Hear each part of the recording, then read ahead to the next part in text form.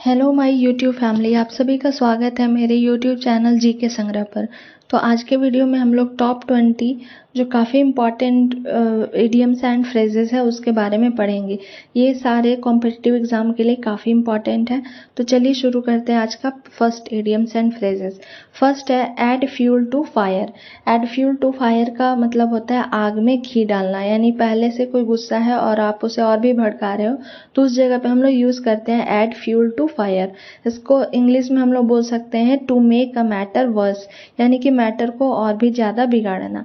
Next है an iron wheel. An iron wheel का मतलब होता है दृढ़ इच्छा शक्ति, यानी कि किसी भी चीज़ के लिए आप काफ़ी डिटरमाइन है तो उसे हम लोग एन आयरन व्हील बोलते हैं। इसका इंग्लिश हो जाएगा स्ट्रॉन्ग विल पावर। इस वीडियो में आपको पहले ए से जितने भी इम्पॉर्टेंट इडियम्स एंड फ्रेजेस होते हैं वो दिया गया है। नेक्स्ट वीडियो में आपको बी से रिलेटेड जो भी इडियम्स एंड फ्रेज होंगे उसको दिया जाएगा, यानी कि इस वीडियो में हम लोग ए टू जेड तक के जितने भी इम्पॉर्टेंट इडियम्स एंड फ्रेज होंगे पढ़ेंगे बारी बारी से। नेक्स्ट है N arm chair job. N arm chair job का मतलब होता है आसान एवं अच्छी आय वाली नौकरी, यानी कि जिसमें आप आसानी से नौकरी कर रहे हैं।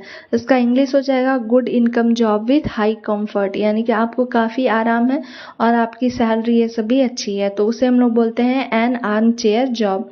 नेक्स्ट है an old head on young shoulders. ये एग्जाम में कई बार पूछे गए हैं। An old head on young shoulders उसका मतलब होता है अपनी उम्र से ज़्यादा समझदार होना।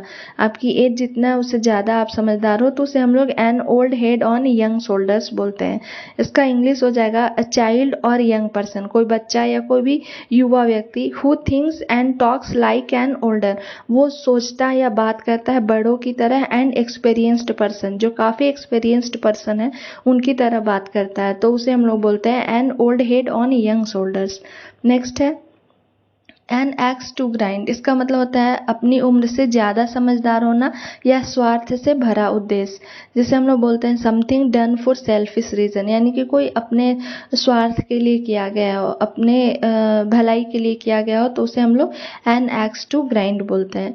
नेक्स्ट है एन ऑलिव ब्रांच। ये भी काफ़ी इंपॉर्टेंट है।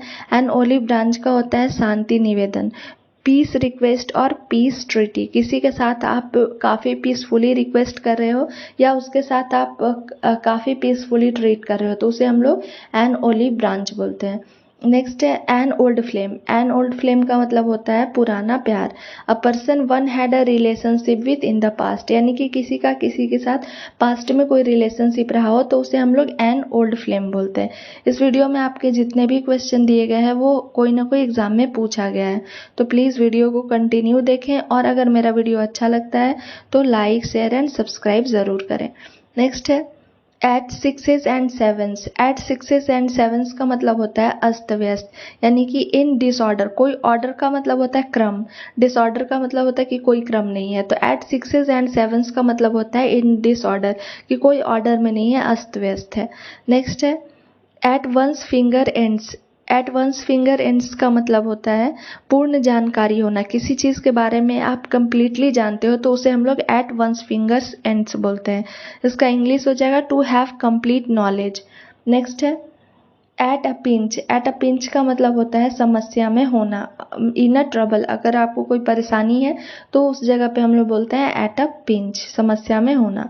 नेक्स्ट है एप्पल पाई ऑर्डर। ये भी काफ़ी इंपॉर्टेंट है, कई बार एग्जाम में पूछे गए हैं। तो एप्पल पाई ऑर्डर का मतलब होता है बिल्कुल ठीक हालत में, इन गुड कंडीशन। नेक्स्ट है apple of Discord. Apple of Discord का मतलब होता है झगड़े का कारण, मैटर ऑफ डिस्प्यूट, यानी कि किसी के कुछ रीज़न के कारण आपका किसी से झगड़ा हो रहा है तो उस जगह पे हम लोग बोलते हैं कि एप्पल ऑफ डिस्कॉर्ड है, यानी कि ये झगड़े का कारण है। नेक्स्ट है एट ईज। एट ईज का मतलब होता है चिंता रहित, आपको कोई चिंता नहीं है। Free from pain and anxiety, यानी कि कोई भी चिंता से कोई भी दर्द से आप फ्री हैं तो उसे हम लोग बोलते हैं एट ईज। नेक्स्ट है apple of one's eye. Apple of one's eye का मतलब होता है काफ़ी दुलारा प्यारा। जैसे कोई बच्चा होता है तो उसे हम लोग बोलते हैं ये काफ़ी प्यारा है, तो उस जगह पे हम लोग यूज़ कर सकते हैं कि एप्पल्स ऑफ वंस आई। इसका मतलब वेरी लवेबल या डियरेस्ट वन।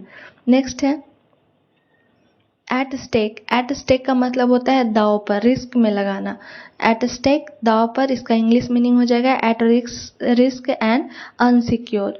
नेक्स्ट है at one's wits end, at one's wits end का मतलब होता है चकित होना, सरप्राइज जिसे हम लोग बोलते हैं, पजल या कंफ्यूज्ड, इसका इंग्लिश मीनिंग हो जाएगा पजल्ड और कंफ्यूज्ड। इसको हम लोग एट वंस विट्स एंड बोलते हैं इडियम्स एंड फ्रेज में।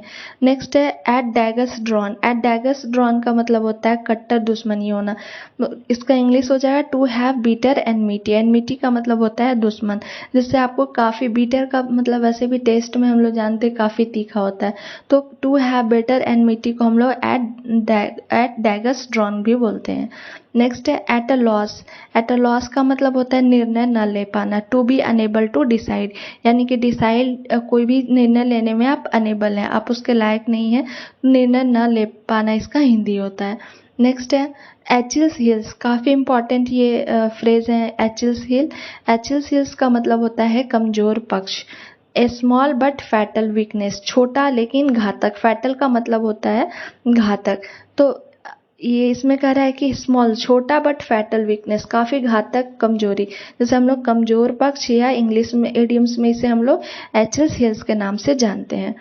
नेक्स्ट है at a arms length, at a arms length का मतलब होता है दूर रखना या दोस्ती न रखना, इसको इंग्लिश में हम लोग जानते हैं avoid becoming too friendly, avoid का मतलब होता है बचना, यानी कि किसी से खास दोस्ती करने से बचना, उसे हम लोग बोलते हैं एट आर्म्स लेंथ। तो इसमें आपके टॉप 20 ए से जो रिलेटेड क्वेश्चन थे वो दिया गया था। आई होप आपको ये वीडियो पसंद आया होगा। Thank you for watching my video.